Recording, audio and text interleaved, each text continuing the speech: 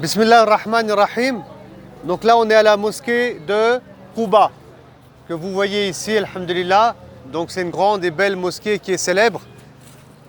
Et Inch'Allah Ta'ala, on va faire 2 raka'a ici. C'est la première mosquée qui a été construite en islam. Et bien entendu, c'était une modeste salle de prière au départ. Le prophète sallallahu alayhi wa sallam, lorsqu'il va arriver de la Mecque lors de l'hégire, c'est ici qu'il va s'installer tout d'abord pendant plus de 10 jours. Il y a des versions différentes, mais plus de 10 jours.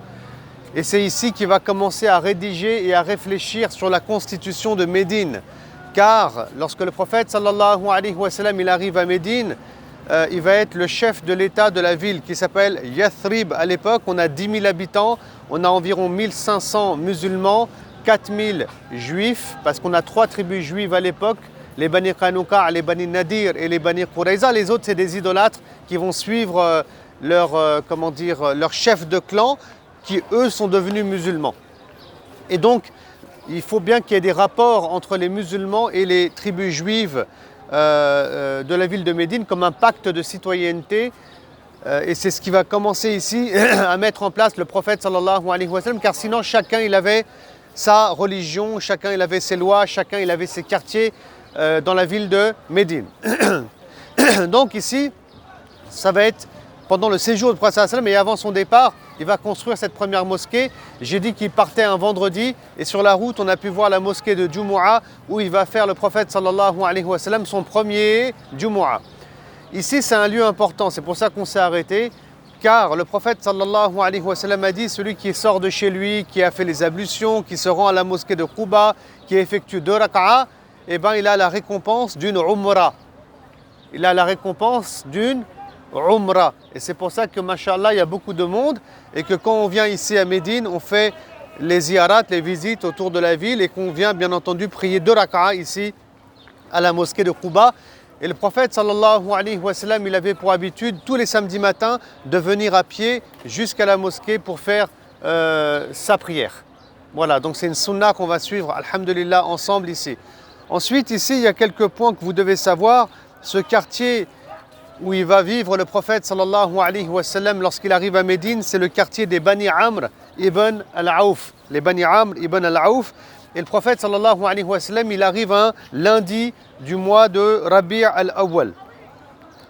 La première maison, en fait, le prophète sallallahu alayhi wa sallam, ici, il va habiter dans la demeure d'un compagnon qui s'appelle Kulthum. Et la maison de ce compagnon se trouve, je vais vous dire ça, là, au niveau du minaret vers le bas. Au bas du minaret, c'est en ce lieu-là environ que se trouvait la maison de Kulthum, où va vivre le prophète sallallahu alayhi wa sallam. Et il y a encore à peine un siècle de ça qu'il y avait encore des vestiges de cette demeure-là. Donc tout ça, ça a été retiré. Et le docteur Ammar Mounla, sur sa page, je pense, Uhibbuka Rasulullah, et au centre de recherche, ils ont encore des photos anciennes en noir et blanc de ces vestiges de la demeure où a vécu le prophète Mohammed sallallahu alayhi wa sallam. Ensuite, il y avait une deuxième maison qui appartenait à un certain Saad, qui était célibataire. Et cette deuxième maison, c'est là où le prophète sallallahu alayhi wa sallam se rendait pour recevoir les délégations venues de la péninsule arabique, parce qu'il y avait des délégations qui venaient soit pour embrasser l'islam, soit pour signer des accords de paix, etc. avec le prophète sallallahu alayhi wa sallam. Cette deuxième maison, elle se trouvait ici, voilà, au niveau du palmier que vous voyez. Et là aussi, on avait des vestiges, et on avait même la maison qui existait encore, ces vestiges, il y a environ 100 ans en arrière, et ils ont disparu. Donc on a ce palmier ici. En tout cas, le lieu, alhamdulillah, il est connu et bien localisé. Ensuite, autre point que vous devez savoir, donc si vous allez là-bas, un peu plus encore derrière le minaret, un peu plus derrière le minaret, entre le minaret, on peut dire, enfin la partie derrière le minaret et la route, en gros, là où il y a le 4x4 noir là, et le car dans cette région-là environ, il y avait un puits très célèbre qui a été retiré aujourd'hui, qui a disparu, qui s'appelle le puits de Haris. Le puits de Haris. Et ici, le prophète, il est arrivé, sallallahu alayhi wa sallam, qui vient, il s'assied au pied du puits, il étend ses jambes dedans. On a d'autres compagnons comme Abu Bakr et Omar qui l'ont suivi. Et quand Othman ibn Affan il est venu, il n'y avait pas de place. On a une histoire qui nous a été rapportée du prophète comme ça, sallallahu alayhi wa sallam. Et aussi le prophète sallallahu alayhi wa sallam, il avait une bague qu'on appelle le sceau de la prophétie, où il était marqué Muhammad Rasulullah. Et il cachetait les lettres qu'il envoyait aux monarques étrangers avec cette bague-là. Et on sait aussi, selon des hadiths qui nous ont été rapportés, que le prophète sallallahu alayhi wa sallam, il a perdu cette bague dans ce puits. La bague, elle est tombée dans ce puits-là et on ne l'a pas retrouvée. Donc, si vous voulez, cette bague, elle est toujours présente quelque part là-bas, dans les environs. Wallahu ta'ala a'lam aujourd'hui où est-ce qu'elle est. Ensuite, si vous allez dans cette direction-là, à environ 2 km, vous avez aussi la citadelle d'un personnage qui s'appelle Ka'b ibn Ashraf, qui était des Bani Nadir, de la tribu juive des Bani Nadir, et qui était très hostile aux musulmans et qui faisait tout ce qui était en son pouvoir pour qu'il y ait des conflits internes dans la ville de Médine entre les différentes tribus présentes. Donc on avait sa citadelle, qui est présente là-bas à environ 2 km. Ensuite, vous voyez la belle palmeraie là-bas? Elle est magnifique, elle est jolie. Ça, c'est la région des Bani Nadir, de la tribu juive des Bani Nadir à l'époque du prophète sallallahu alayhi wa sallam.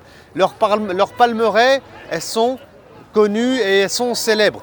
La petite carte que je vous ai envoyée sur WhatsApp, que j'ai photographiée, vous reverrez vers le sud, c'est marqué Quba avec le quartier. Juste à côté, c'est marqué Bani Nadir, c'est dans cette région-là, et ça, c'est leur palmeraie.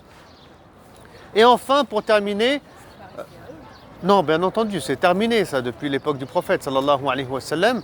Elles ont été saisies parce que les Bani Nadir avaient trahi les engagements citoyens et politiques qu'ils avaient avec les musulmans. Donc ils ont dû quitter les lieux.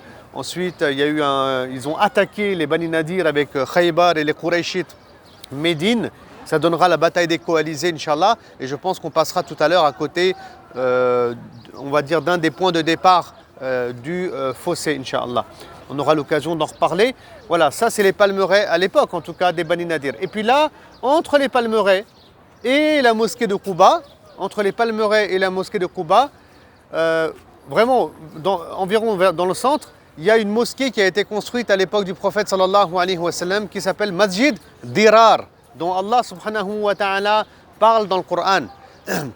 Elle a été construite par des hypocrites, des munafiqoun. Le sens d'hypocrite ici dans le Coran, c'est des gens qui prétendaient être croyants et musulmans alors qu'ils n'avaient pas foi en Allah subhanahu wa ta'ala et en son messager, et qui finalement, en tant que musulmans d'apparence, faisaient tout pour fragmenter la communauté musulmane et créer des conflits en interne, chose qu'on remarque encore aujourd'hui dans le monde malheureusement. D'ailleurs c'est un sujet tellement important que Allah a révélé une sourate sur ce sujet qui s'appelle Al-Munafiqun. Et donc cette mosquée elle va être détruite par les croyants et par les musulmans. Et bien entendu quand on voit des mosquées comme celle-ci, le musulman il ne doit pas s'y rendre, il ne doit pas prier. Et donc on a bref des versets du Coran révélés sur cette thématique. Donc c'était là qu'elle était et ce n'est pas réellement ailleurs. Voilà donc quelques points à retenir. Barakallahu fikum.